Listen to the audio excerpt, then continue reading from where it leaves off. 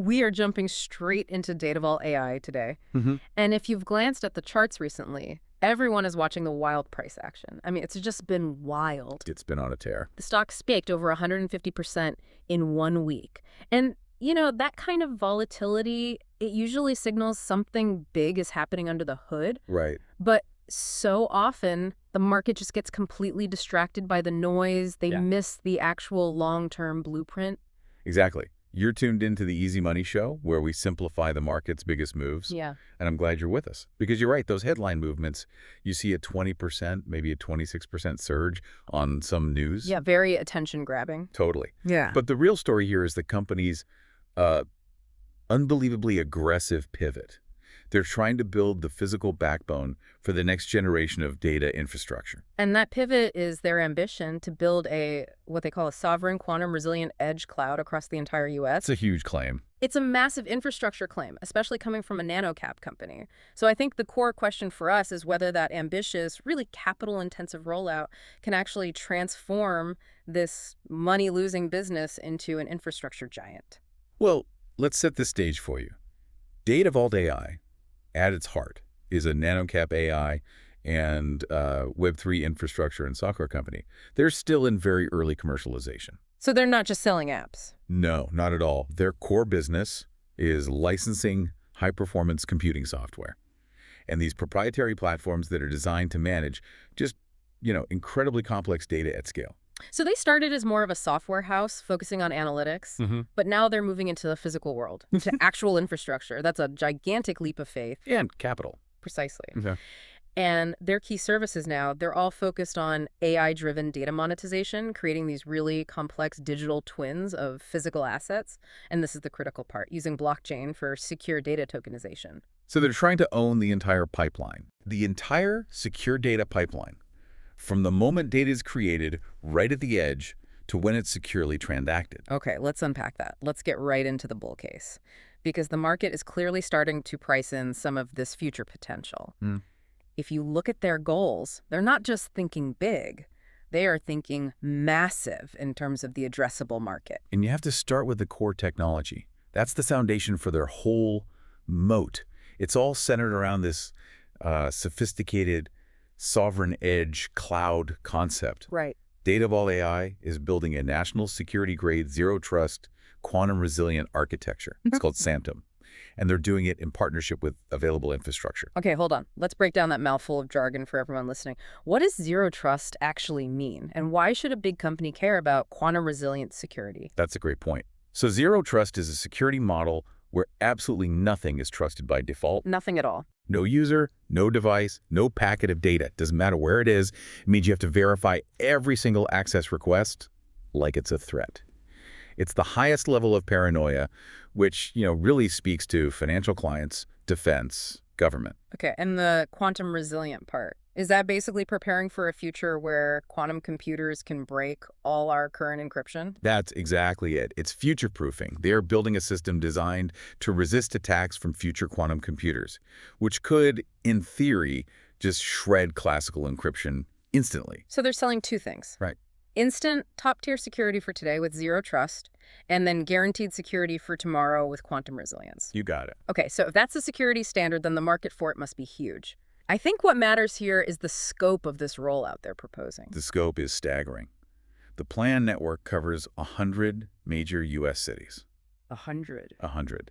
And management estimates that each of those locations, just one, has a serviceable addressable market, a SAM of over $100 million a year. Wow. So if they execute on even a small fraction of this, we are talking about a multi-billion-dollar revenue runway. That starts to justify the current market excitement. But the whole small company, big infrastructure claim, it seems like such a massive leap. What's the one thing that validates that leap for you, beyond just the promise of the tech? It's the expanded collaboration with IBM. That, to me, is the crucial de-risking element here. Okay. Datavault AI isn't just building empty boxes.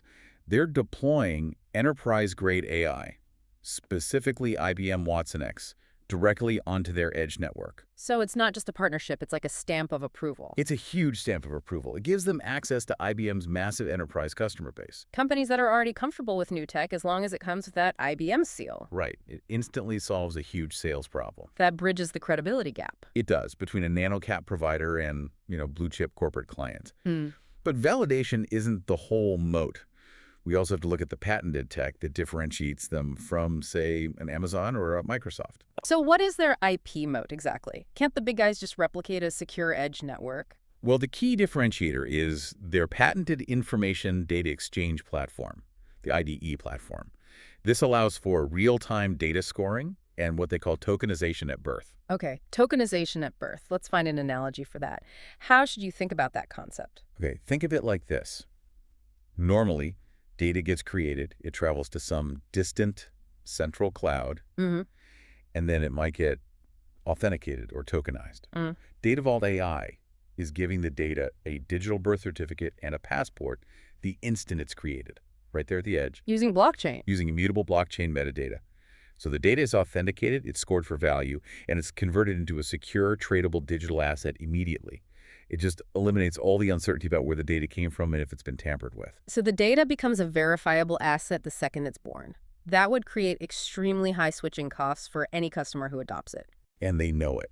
They're actively fortifying this IP moat. They brought in top-tier litigation experts, Cassitas LLP, which basically signals to the market that they are ready to protect those patents against anyone. Okay, so the tech story is compelling, it's validated, but let's connect that back to the stock price.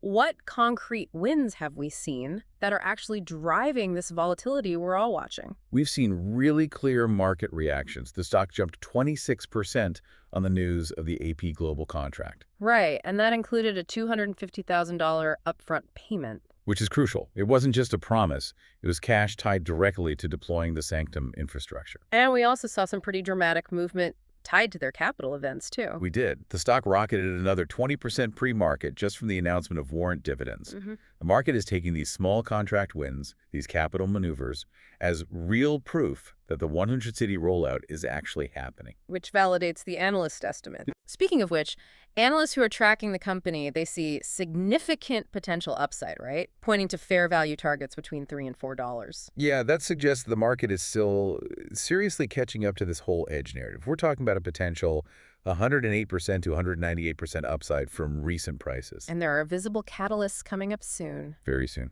beginning of 2026. So what should you be watching for on the calendar?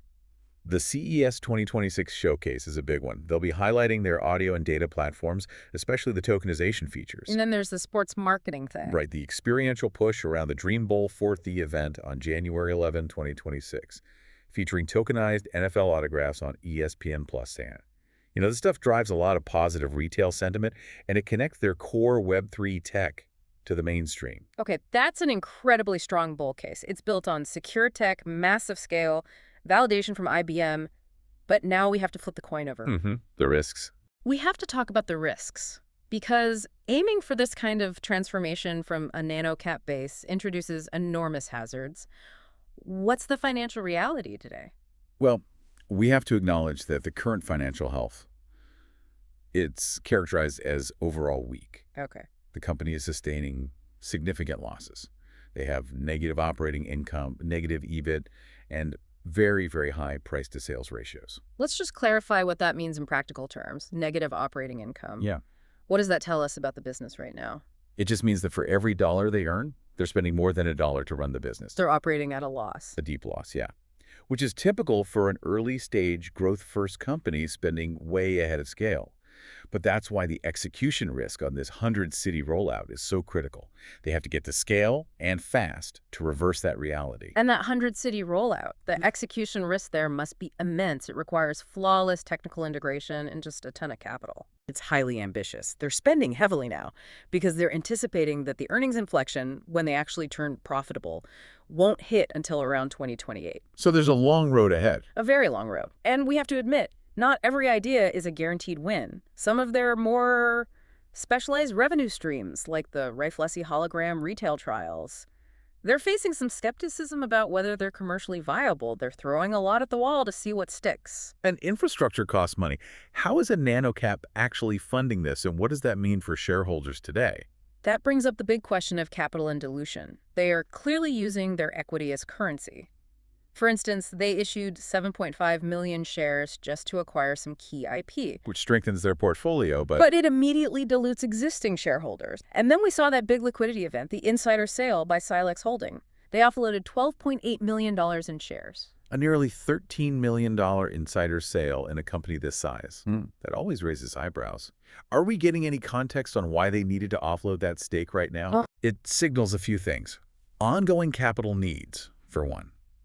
A necessity to raise liquidity. And that just inevitably puts downward pressure on the stock price.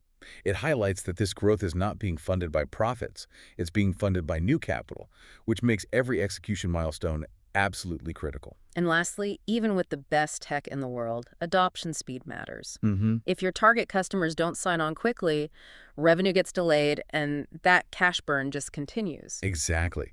Their target customers are major insurers, financial institutions, healthcare providers, and these guys are historically slow adopters, especially if something this complex. So revenue realization could be delayed. It could be significantly delayed, yeah. Way beyond what the market is hoping for, even if the deployment schedule is hit perfectly. So how are they mitigating all this massive financial and execution risk? How do they avoid becoming just another cautionary tale of a great idea that ran out of money? Well, the mitigation strategy is actually pretty smart. They're leveraging partners. By working with available infrastructure on the hardware, they're basically sharing the capital burden for the physical deployment. So they're not footing the whole bill for the hardware. No. Available infrastructure is helping shoulder the upfront costs for the thousands of units they need. That's key. It spreads the risk. And while the financials look weak now, we have to remember that high price-to-sales ratio is just the market betting on the future. Correct. That weakness is often front-loaded for these kinds of infrastructure plays. Once that IDE licensing model scales across those 100 cities and customers are actually paying fees, the potential for extremely high margins kicks in. The payoff could be exponential if they succeed. We should also quickly touch on the speculative stuff. They're distributing this digital collectible, the Dream Bowl meme coin too. Right. 1 token for every 60 shares.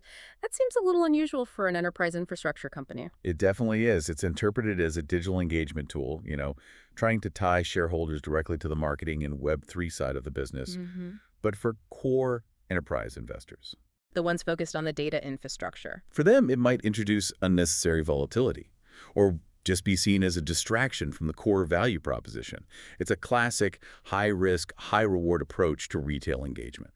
So what does this all mean for you, the listener, who's trying to figure out if this is a tactical dip-buying opportunity or strictly a multi-year hold? The primary view, based on the tech and the ambitious business plan, is that this really requires patience. This is a multi-year hold, probably 3 to 5 years to capture the full value of that 100-city rollout. To get to that 2028 earnings inflection point you mentioned. Exactly. That timeline is necessary to see the network achieve critical scale and for enterprise adoption to really stabilize. Okay, so patience for the big payoff. But if someone is looking for a more tactical swing opportunity, what should they be watching for? The tactical overlay would be to watch very closely for swing opportunities tied to Q1 and Q2 2026 execution milestones. So real-world progress. Specifically, the announced network activation in the New York and Philadelphia metro areas. Those would be key proof points. Any earnings reports that can quantify initial revenue from those big deployments will likely spur some real stock movement. All right, that's the lowdown on Datavault AI for today. We've broken down the quantum resilient edge moat and that essential IBM validation, and we've weighed it all against the current financial weakness and the massive execution risk. I think the key takeaway is that this company is betting its entire future on owning the secure pipeline for the next generation of data. Yeah. Data that is tokenized and authenticated the second it's created. So the core question for you to think about is whether this combination, the patented tokenization tech and this physical quantum resilient edge network, will ultimately make Datavault AI an extremely attractive acquisition target. For a large cloud provider or an enterprise software vendor. Exactly. Someone looking to own the next generation of secure data pipelines. That's something to keep mulling over as this 100-city rollout proceeds. If you haven't already, subscribe so you don't miss our next breakdown. We'll catch you on the next one.